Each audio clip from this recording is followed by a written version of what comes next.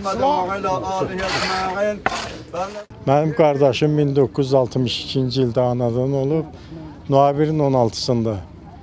1992-ci ildə mayın 18-də Laçın rayonunun Sultanlar kəndində Masiriyə düşüblər.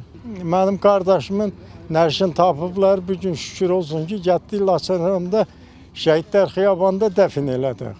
Hörmətli prezidentimizə öz ailə üzvlərimizin adından minnətdarlığımı bildirirəm ki, bizim şəhidlərin qanını yerdə qoymuyor. Bizim torpaqları düşman təbdağı altından azad edir. اللهم صل على محمد وآل محمد.